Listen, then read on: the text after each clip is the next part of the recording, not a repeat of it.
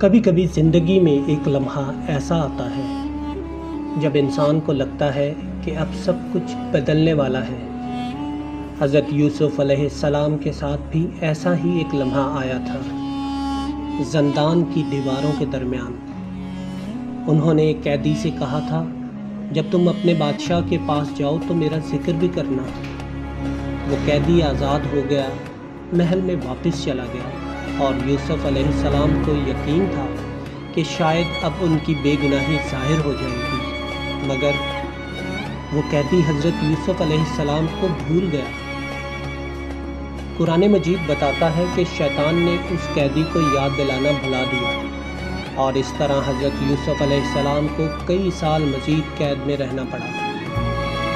سوچئے، ایک بے گناہ انسان جو پہلے ہی آزمائشوں سے گزر چکا تھا، اب مزید سال قید میں گزارنے والا تھا۔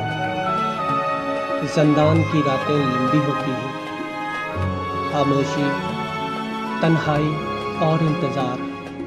لوگ ان حالات میں مایوس ہو جاتے ہیں، مگر حضرت یوسف علیہ السلام کبھی محسوس تھا، کیونکہ وہ جانتے تھے کہ اللہ کی حکمت ہمیشہ بہترین ہوتی ہے۔ حضرت یوسف علیہ السلام نے شکایت نہیں کی، انہوں نے اللہ سے ناراضگی کا اظہار نہیں کیا، بلکہ صبر کیا اور اپنے رب پر بھروسہ رکھا۔ یہی صبر ایک نبی کی پہچان تھا۔ زندان کے دوسرے قیدی حضرت یوسف علیہ السلام کو دیکھتے تھے، وہ حیران ہوتے تھے کہ یہ شخص اتنی مشکل میں بھی پرسکون کیسے رہتا ہے۔ وہ ہمیشہ نرم لہجے میں بات کرتے، لوگوں کی مدد کرتے اور اللہ کا ذکر کرتے۔ زندان کی تاریکی میں بھی حضرت یوسف علیہ السلام ایمان کی روشنی پھیلا رہے تھے۔ وہ قیدیوں کو اللہ کے بارے میں بتاتے اور انہیں سچائی کا راستہ دکھاتے۔ ان کے لیے زندان بھی ایک دعوت کا میدان بن گیا تھا۔ سال گزرتے گئے، مگر یوسف علیہ السلام کی امید ختم نہیں ہوئی، کیونکہ وہ جانتے تھے کہ جب اللہ وقت مقرر کرتا ہے تو کوئی طاقت اسے بدل نہیں سکتی۔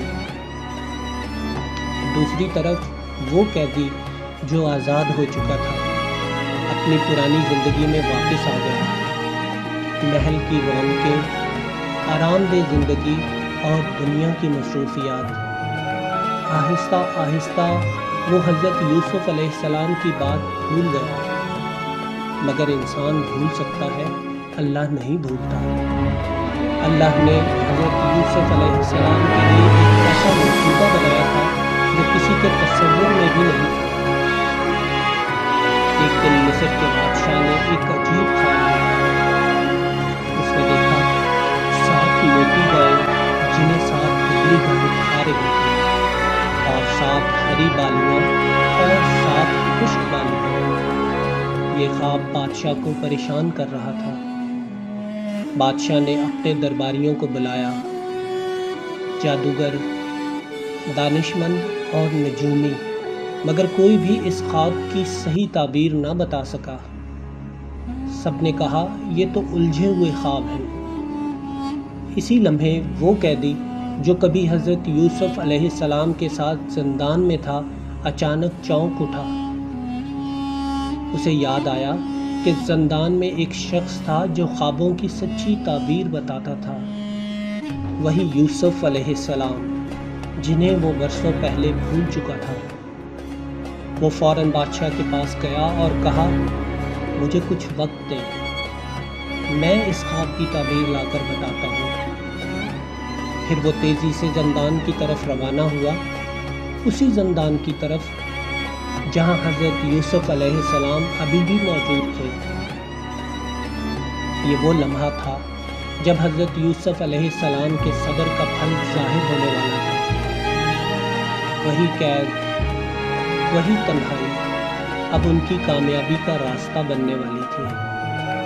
حضرت یوسف علیہ السلام کی زندگی ہمیں ایک عظیم سبق دیتی ہے کہ اگر انسان اللہ پر بھروسہ کرے تو وقتی مشکلات بھی آخرکار بڑی کامیابی کا سبب بن جاتی ہیں۔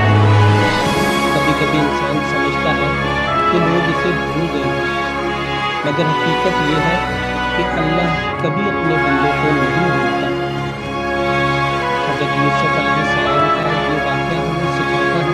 کہ صبر کرنے والا انسان آخرکار اللہ کی مدد ضرور دیکھتا ہے، کیونکہ اللہ کا وعدہ ہے کہ وہ صبر کرنے والوں کو کبھی ضائع نہیں کرتا۔